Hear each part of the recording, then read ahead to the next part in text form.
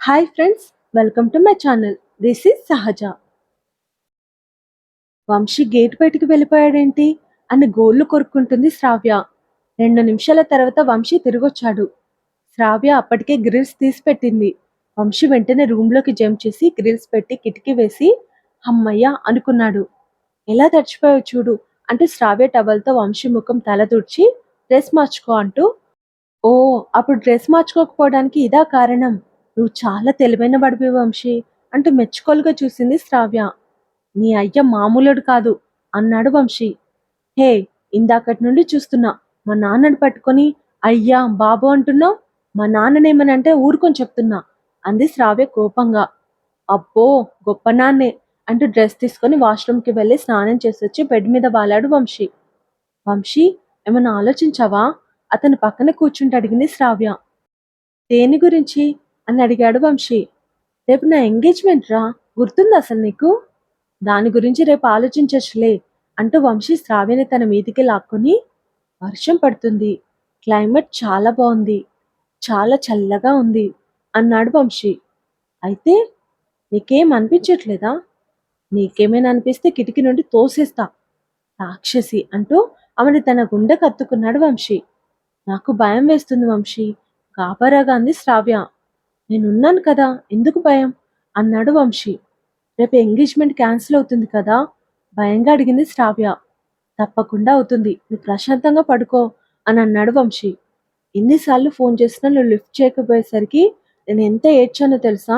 ఏడుపు గొంతుతో చెప్పింది శ్రావ్య. ఐఎమ్ సారీ రా, ఇక్కడ ఇంత జరుగుతుందని తెలుసుంటే నేను ఎప్పుడూ వచ్చేవాణ్ణి. కవిత పెళ్లి చూపులు చెడిపోయాయనే విషయం మెసేజ్ చేసింది తప్ప ఇంకేది నాతో చెప్పలేదు అని చెప్పాడు వంశీ. కవితతో నేనేం చెప్పలేదు వంశీ, ఒక పెళ్లి చూపులు క్యాన్సిల్ అయిన విషయం మాత్రమే చెప్పాను. తను ఇచ్చిన ఐడియా వలన ఇదంతా జరిగిందని గిల్టీగా ఫీల్ అవుతుంది, అందుకే దానికి నేనేం చెప్పలేదు అని చెప్పింది శ్రావ్య.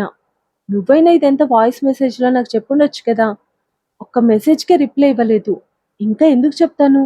రేపు ఎంగేజ్మెంట్ అనేసరికి నా గుండె ఆగిపోయినంత పనైంది, అందుకే నీకు మెసేజ్ పెట్టాను అని చెప్పింది శ్రావ్య. నా మీద కోపం వచ్చిందా అని అడిగాడు వంశీ. చాలా కోపం వచ్చింది, నువ్వు నన్ను మర్చిపోయావనుకున్నాను అంది శ్రావ్య. 4 రోజులు మాట్లాడకపోతే నేను నిన్ను మర్చిపోయినట్లేనా? నువ్వు నా క్యారెక్టర్ గురించి బ్యాడ్గా చెప్పేసరికి నేను భరించలేకపోయాను. ఈ స్థానంలో ఇంకెవరైనా ఉండుంటే నేను అంతగా పట్టించుకున్నవన్నీ కాదు, కానీ నువ్వు నా గురించి అలా చెప్పడం తట్టుకోవడం నా వల్ల కాలేదు. ఐఎమ్ సారీ వంశీ, అప్పుడు నీ గురించి నాకు తెలియదు కదా, అందుకే నీకు జాబ్ వచ్చాక నువ్వు వెళ్ళిపోతావేమోనన్న భయంతో అలా చేశాను.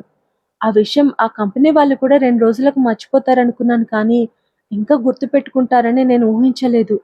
దీనివల్ల ఈ జాబ్ పోవడం తప్ప నీకు ఇంకా ఏ నష్టం జరగదనుకున్నాను, అందుకే ఇలా చేశాను.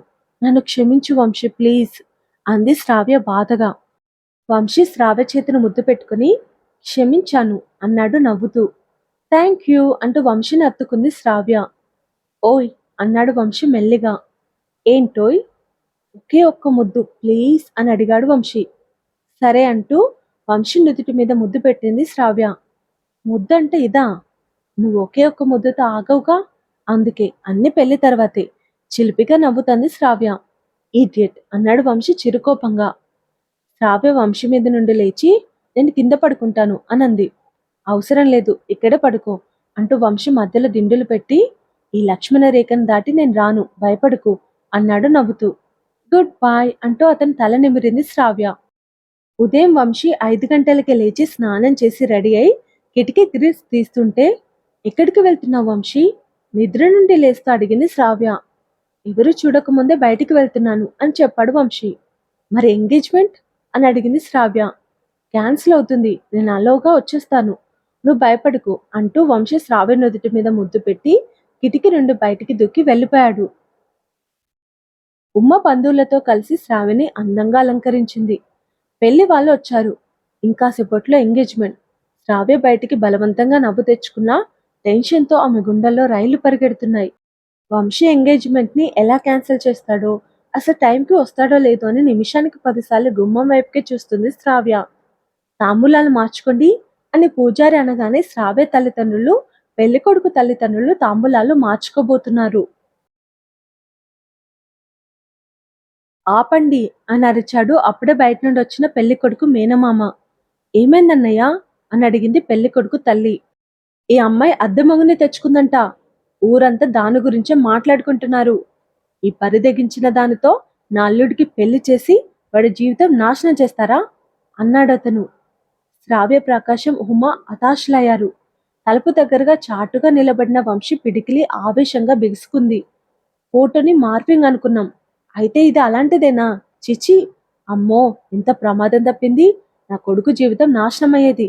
ఈ విషయాన్ని దాచి దీనిని మా కంటగట్టడానికి మీకు సిగ్గులేదా అని ప్రకాశాన్ని తిట్టి తమ వాళ్ళని తీసుకొని వెళ్ళిపోయారు. వాళ్ళు అలా వెళ్తుంటే అప్పటి వరకు తలుపు దగ్గరే ఉన్న వంశీ లోపలికొచ్చాడు. ప్రకాశం ఆవేశంగా వంశీ చెంప పగలగొట్టబోతుంటే ఎప్పట్లా వంశీ అతను చేయి పట్టుకొని ఆపాడు. మీకు ఇదే పనా అని అన్నాడు వంశీ. నువ్వు శ్రావ్య అద్దమొగుడని ఊరంతా చెప్పి దాని జీవితాన్ని నాశనం చేసావు కదరా. నిన్ను కొట్టడం కాదు, చంపాలి అంటూ వంశీ కాలర్ పట్టుకున్నాడు ప్రకాశం.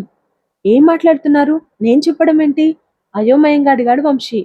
మీ ఇద్దరికి తెలిసిన నిజం ఈ ఊరికి ఎలా తెలుస్తుంది మరి అని అరిచాడు ప్రకాశం. ఇంకా డౌటా అంకుల్? అతనే చేశాడు అన్నాడు అప్పుడే అక్కడికి వచ్చిన ఒక వ్యక్తి. శ్రావ్య, వంశీ కలిసి దిగిన ఫోటో ఫోన్లో అందరికీ చూపించి పెళ్లి చూపులు క్యాన్సిల్ చేసుకున్న వ్యక్తి అతను. అతను మళ్ళీ రావడం చూసి శ్రావ్య విస్తుపోయింది. అతను శ్రావ్య దగ్గరికి వెళ్ళి, నా ఫోన్లోకి ఆ ఫోటో ఎలా వచ్చిందో తెలుసా? ఈ వంశీనే పంపించాడు అని చెప్పాడు. నేను నమ్మను అంది శ్రావ్య. ఏం మాట్లాడుతున్నావురా అంటూ వంశీ కోపంగా అతని కాలర్ పట్టుకున్నాడు. అతను తన కాలర్ మీద ఉన్న వంశీ చేతుల్ని తీసేసి, ప్రూఫ్ ఉంది అంటూ వాట్సాప్లో వంశీ అకౌంట్ నుండి పంపించిన ఫోటోని చూపించాడు. శ్రావ్య, బాగా చూడు, ఈ ఫోన్ నెంబర్ వంశీదే కదా అని అడిగాడు అతను. శ్రావ్య వంశీ వైపు అయోమయంగా చూసింది. వంశీ అతని ఫోన్ లాక్కొని చూసి షాక్ అవుతూ, శ్రావ్య, ఇది నేను పంపించలేదు అని చెప్పాడు. ఇది నీ ఫోన్ నెంబర్ అయినప్పుడు నువ్వు కాక ఇంకెవరు పంపిస్తారు? నిజం బయటపడిందని నటిస్తున్నావా అన్నాడు అతను వెటకారంగా. నా కూతురి జీవితాన్ని నాశనం చేసావు కదరా అంటూ ప్రకాశం వంశీ మీదకి వస్తుండగా శ్రావ్య వంశీ చెంప పగలగొట్టింది. వంశీ షాక్ తిన్నాడు. పెళ్లి చూపులు, ఎంగేజ్మెంట్ చెడగొట్టడానికి నా క్యారెక్టర్ని బ్యాడ్ చేసావా వంశీ? ఎంగేజ్మెంట్ చెడగొడతానంటే పెళ్లి కొడుకుకి మన ప్రేమ విషయం చెప్తావనుకున్నాను, కానీ నువ్వు నా అద్దె మొగుడువని ఊరంతా చెప్పి నన్ను బరి తెగించిన దానిని చేసావు కదా వంశీ. ప్రేమించిన అమ్మాయిని ఒక తిరుగుబోతులాగా ఈ ఊరు ముందు నిలబెట్టావు.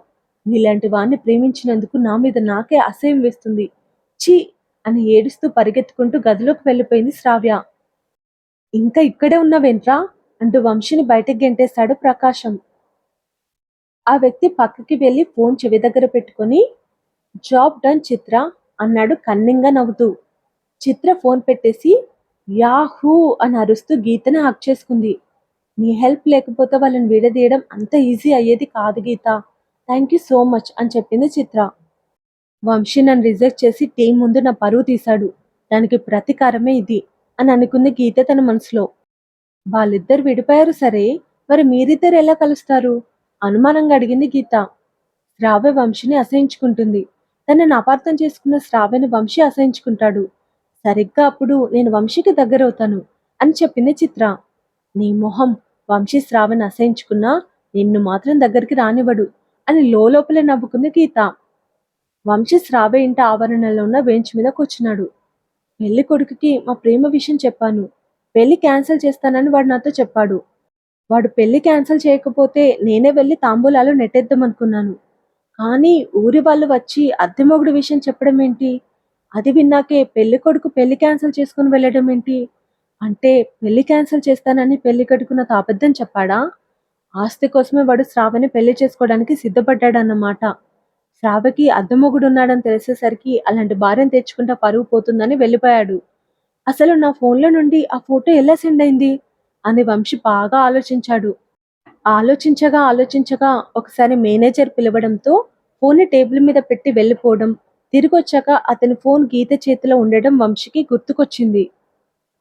అంటే నేను ఎప్పుడో ఫోన్లో పాస్వర్డ్ కొడుతున్నప్పుడు గీత దొంగతనంగా చూసి నా ఫోన్ దొరకగానే నేను శ్రావ్య దిగిన ఫోటోని చూసి నా ఫోన్ నుండే అబ్బాయికి పంపించింది. కానీ శ్రావ్య గురించి ఆమెకెలా తెలుసు అని ఆలోచిస్తున్న అతనికి తనొకసారి గీత, చిత్ర ఒకే కారులో వెళ్తుంటే చూసిన విషయం గుర్తుకొచ్చింది. సో నన్ను శ్రావ్యని విడదీయడానికి ఇద్దరు కలిసి ప్లాన్ చేశారన్నమాట నేను ఇదంతా చేశానని అసలు శ్రావ్య ఎలా నమ్మింది? నేను ఇంత నీచ పని చేస్తానని ఎలా అనుకుంటుంది? నేను ఎలాంటి వాడినో తెలిసి కూడా నన్ను ఇంత అపార్థం చేసుకుందా? నా గురించి అంత చీప్‌గా అనుకుందా? నమ్మకం లేని చోట ప్రేమ ఉండదు అని వంశీ అనుకుంటుండగా, యెస్, నమ్మకం లేని చోట ప్రేమ ఉండదు అంది శ్రావ్య. వంశీ తలెత్తి చూశాడు. చేతులు జోడించుకుని నిల్చుంది శ్రావ్య. వంశీ కోపంగా ముఖం పక్కకి తిప్పుకున్నాడు. ఏంటి కన్నా, నా మీద కోపం వచ్చిందా? అతను బుగ్గలు పట్టుకుంటూ అడిగింది శ్రావ్య. వంశీ ఆమెను అయోమయంగా చూశాడు. నేనెన్నో అపార్థం చేసుకుంటానని ఎలా అనుకున్నావు వంశీ? ఇదంతా ఎవరు చేయిస్తున్నారో తెలుసుకోవడానికి నాటకం ఆడాను అని చెప్పింది శ్రావ్య. వాట్? వాడితో ఎవరో ఇది చేయిస్తున్నారు. వాళ్ళెవరో తెలుసుకోవాలనుకున్నాను. మరి తెలుసుకున్నావా? ఎస్. ఎవరు? వాడు బయటకొచ్చి జాబ్ డన్ చిత్ర అన్నాడు అని చెప్పింది శ్రావ్య. ఒసేయ్ పిచ్చిదానా, నువ్వు నటించకపోయినా బయటకొచ్చి ప్లాన్ ఫ్లాప్ చిత్ర అనేవాడు. నీ మట్టి బుర్రతో నా చెంప పగలగొట్టావు కదే అంటే చెంపని తడుముకున్నాడు వంశీ. సారీ, నొప్పిగా ఉందా అని అడిగింది శ్రావ్య. అంత గట్టిగా కొట్టి నొప్పిగా ఉందా అని అడుగుతుంది చూడు.